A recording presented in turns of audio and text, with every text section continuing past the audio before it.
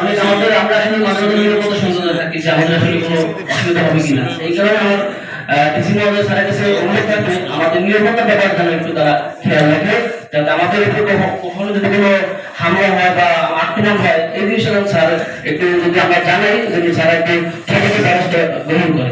এটা আমার কথা।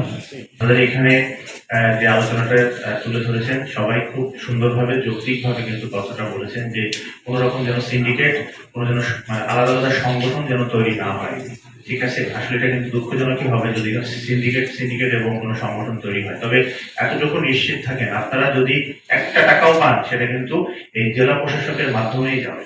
ঠিক আছে, এখানে কিন্তু অন্য কোনো সংগঠনে কিন্তু কোনো প্রায়োরিটি দেওয়া হবে না, কারণ সরকারি যখনই কোনো অনুদান বলেন, ফান্ড বলেন, সম্মাননা বলেন, যেটাই আসুক না কেন সেটা যাচাই বাছাই অন্তে জেলা প্রশাসক মহোদয়ের মাধ্যমেই কিন্তু আপনাদের হাতে পৌঁছাবে, আপনাদের পরিবারের হাতে পৌঁছাবে। একটা বিষয় আমি একটু বলতে চাই, এখানে মনে করেন যে আমরা জুলাই আগস্টে আপনারা যে সংগ্রাম করছেন, একটা বৈষম্যহীন সমাজ প্রতিষ্ঠা, একটা বৈষম্যহীন রাষ্ট্র, একটা বৈষম্যহীন বাংলাদেশ প্রতিষ্ঠার জন্য। অথচ এই 6 মাসের মধ্যেই কিন্তু নিজেদের ভিতরেই কিন্তু বৈষম্য তৈরি হয়ে গেছে, আপনাদের মধ্যেই কিন্তু বৈষম্য তৈরি হয়ে গেছে। এই পিরোজপুরেই কিন্তু বৈষম্য বিরোধী আন্দোলনের অনেকগুলা গ্রুপ তৈরি হয়ে গেছে এবং এটা দুঃখজনক হলেও সত্য, বলতে আমার দ্বিধা নেই। এই বৈষম্য বিরোধী আন্দোলনের তথাকথিত কিছু বিপদগামী, তারাও বিপদগামী, তাদের হঠকারিতার জন্য এই আন্দোলনের সেই মূল যে গতিধারা সেটা কিন্তু নষ্ট হয়ে যাচ্ছে। তারা কিন্তু আইন শৃঙ্খলার অবনতি ঘটাচ্ছে, তারা বিভিন্ন রকম মানুষকে হয়রানি করছে, তারা চাঁদাবাজির সাথে সম্পৃক্ত হচ্ছে, তারা ভাঙচুর, বিভিন্ন ধরনের যেটা একেবারে অরাজকতা, অন্যায়, সেই অন্যায় অরাজকতার সাথে কিন্তু তারা জড়িয়ে যাচ্ছে এবং সরকার কিন্তু তাদের জন্য কঠোর নির্দেশনা দিয়েছে যে তাদের বিরুদ্ধে কিন্তু যথাযথ আইনগত ব্যবস্থা গ্রহণের জন্য আমাদেরকে কিন্তু সেই নির্দেশনা দিয়েছে। তো আমার আপনাদের কাছে বিনীত অনুরোধ থাকবে, অন্তত এই ধরনের বৈষম্যহীন সমাজ বাংলাদেশ বিনির্মাণে আবার নতুন করে যেন আমরা একটা বৈষম্যে জড়িয়ে না দেয়।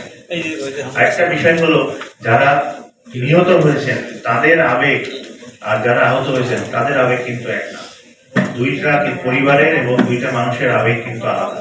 আবার যারা আহত হয়েছেন আর যারা আহত হননি অথচ আন্দোলনে ছিলেন, এই জনের আবেগ কিন্তু এক না। আজকে এই যে ভাই বিল্লাল ভাই, আপনার নাম, এই ভাই যেভাবে মানে উনি আহত হয়েছেন, গুলিবিদ্ধ হয়েছেন, তার চোখে লেগেছে, সেও ভাই আহত হয়েছেন।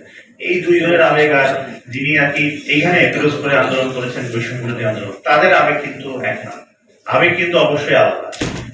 সেজন্য আমাদের কিন্তু এই দিকটা মাথায় রাখতে হবে। তবে আপনারা কিন্তু এই বিষয়ে নিশ্চিন্ত থাকেন, এই সংক্রান্তে কিন্তু অবশ্যই দেখবেন সরকার একটা গেজেট তৈরি করবে। মুক্তিযোদ্ধাদের জন্য যেমন গেজেট আছে না, তাদের যেমন একটা আলাদা ব্যবস্থা আছে, দেখবেন সরকারও একটা কিন্তু গেজেট তৈরি করে ফেলবেন এবং এইটা কিন্তু বারবার কিন্তু চাওয়া হচ্ছে, একেবারে প্রকৃত নাম ঠিকানা কোথায় অবস্থান করেছিল বারবার কিন্তু তথ্য চাওয়া হচ্ছে, কোনো রকম আমাদের মিস ইনফরমেশন এখানে ঢুকে না যায়, তথ্যে যাতে কোনো গড়মিল না হয়। তারপরও আপনারা এই বিষয়ে সতর্ক থাকবেন, সচেতন থাকবেন। এখানে যারা কেন্দ্র থেকে যাদেরকে দায়িত্ব দেওয়া হয়েছে তাদের সাথে সার্বিকভাবে যোগাযোগ রাখবেন, কেউ যেন বাদ না পড়ে যায়, আবার কেউ কোন রকম দেখা যাচ্ছে আন্দোলন সংগ্রামে জড়িত মানে আহত হয়নি তারা যেন আবার অন্তর্ভুক্ত না হয়ে যায়, কারণ আপনারা জানেন এগুলো সবাই। এই বিষয়টা আপনারা চোখ কান খোলা রাখবেন, তাহলে দেখবেন জিনিসটা খুব সুন্দরভাবে আপনাদের ফলপ্রসূতা যেটা আপনাদের চাওয়া, আপনাদের কাঙ্ক্ষিত যেটা চাওয়া সেটা পূরণ হবে। আরেকটা বিষয়, যেহেতু হেলথ কার্ডের বিষয় আসছে এখানে, অবশ্যই বুঝতেই পারছেন স্বাস্থ্য সেবাটার বিষয়ে আপনারা বিভিন্ন সুযোগ সুবিধা পাবেন। তো আমি সিভিল সার্জন মহোদয়কে একটু বিনীতভাবে অনুরোধ করব, এখানে যেগুলো ডায়াগনস্টিক সেন্টার আছে হয়তো আপনাদের বিভিন্ন পরীক্ষা নিরীক্ষা, রক্ত, তারপরে আমাদের ইউরিন, স্টুল সহ অন্যান্য আনুষঙ্গিক যেগুলো পরীক্ষা নিরীক্ষা, সেখানে হয়তো আপনাদের বিশেষ ছাড়ের একটা ব্যবস্থা করবে। তো আমাদের যে সকল ডায়াগনস্টিক সেন্টার গুলো রয়েছে, প্যাথোলজিক্যাল ল্যাব রয়েছে, তারা যে রিএজেন্ট ব্যবহার করে যেগুলো টেস্টের জন্য, অন্তত আপনাদের ক্ষেত্রে যে না এই কার্ডে এই রিএজেন্ট গুলো ভালো আমরা দিব না, কোনো মতে একটা দায়িত্বভাবে দিয়ে দিলাম, তাদের রিপোর্টে কিন্তু ভালো আসবে না। এই জন্য কিন্তু অবশ্যই এটা আমার মনে হয় আগে থেকে মিটিং করে নেওয়া হলো, কারণ আপনারা কিন্তু নতুন একটা বাংলাদেশ দিয়েছেন, আপনারা কিন্তু নতুন মানে কি বলে আমাদের নতুনভাবে পথচলার প্রেরণা, পথচলার শক্তি জুগিয়েছেন। তো সেইগুলো কিন্তু আমাদের তাদের প্রতি আমাদের 100% পজিটিভ থাকতে হবে, তারা যেন যতটুকু সুবিধা পাবে সেইটুকু যেন সর্বতটুকু পায়। তো আপনারা ভালো থাকবেন, আপনাদের আগামী দিনগুলো ভালো যাক, আপনারা যারা অসুস্থ আছেন আল্লাহ তাআলা দ্রুত সুস্থ করে দিন, আপনারা আবার স্বাভাবিক জীবনযাপনে ফিরে আসুন, এই আশাবাদ ব্যক্ত করছি।